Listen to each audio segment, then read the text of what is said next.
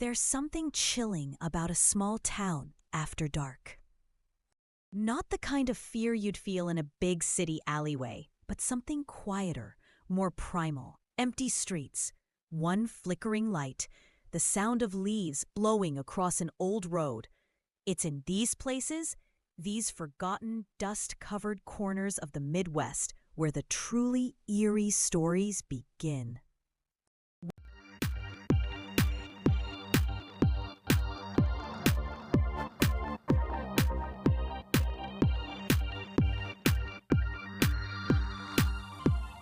Welcome to the haunted small towns of America's heartland. And no, these aren't just ghost tales told around a campfire. These are real places, real witnesses, and real mysteries that no one has been able to explain. Let's begin in Alton, Illinois, a small town sitting peacefully along the Mississippi River. But beneath its quiet surface lies a dark and restless history. Known as one of the most haunted towns in America, Alton is home to the infamous McPike Mansion. Abandoned and decaying, this 16-room Victorian structure has been the site of countless paranormal investigations. Visitors report cold spots, strange mists, and even full apparitions.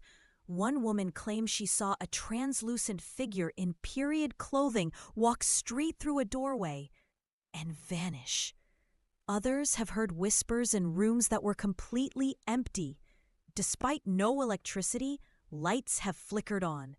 Some say it's the spirits of those who never left, residents from over a century ago. But Alton is just the beginning. Drive north into Lake Geneva, Wisconsin, and you'll find Maxwell Mansion, a stunning 19th century estate turned boutique hotel.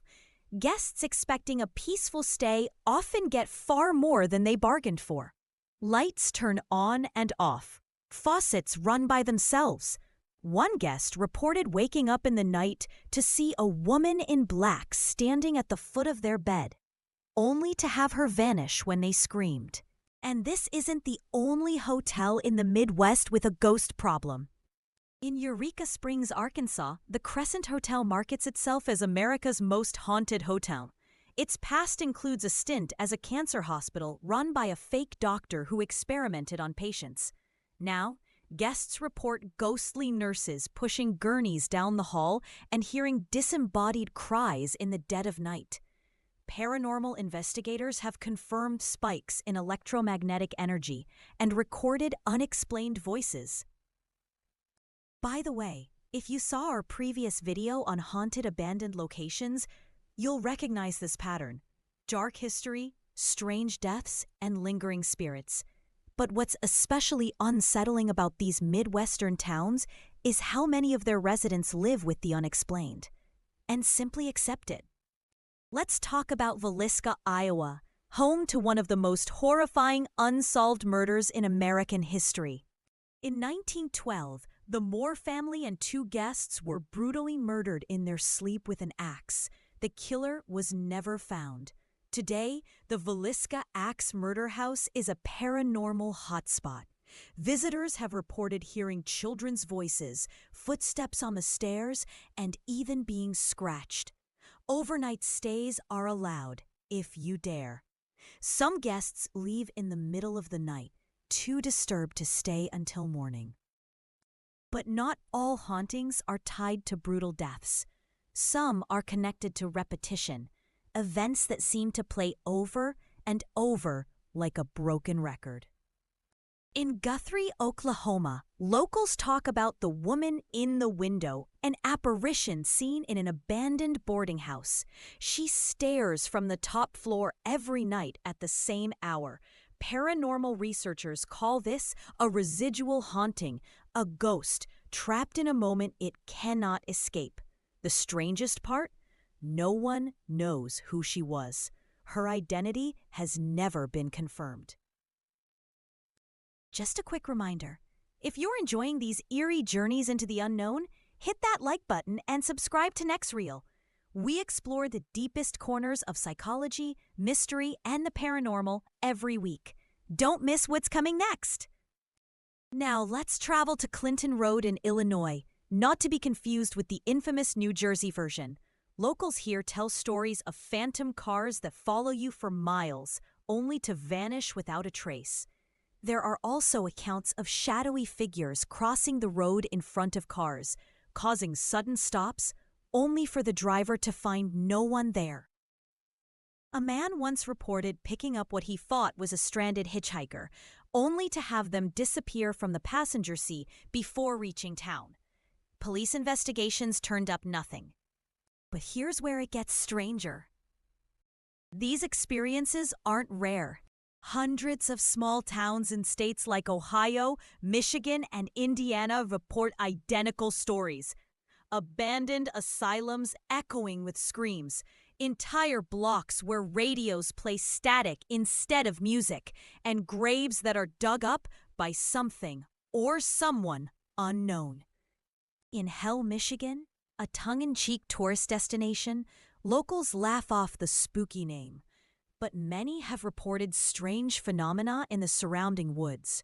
Some hikers have gone missing for hours, only to return with no memory of where they'd been. A local pastor once described the area as spiritually heavy, as if something lingers there that doesn't want to be disturbed. This isn't just folklore. Paranormal researchers believe the Midwest's unique geography plays a role in amplifying these disturbances. Layers of limestone, large bodies of underground water, and electromagnetic anomalies may act like a recording device, capturing energy from traumatic events and playing them back in loops.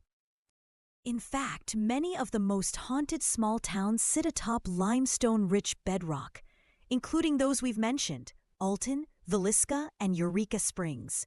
Coincidence? Maybe. Or maybe the land itself is storing something we don't fully understand. Let's not forget the social factor.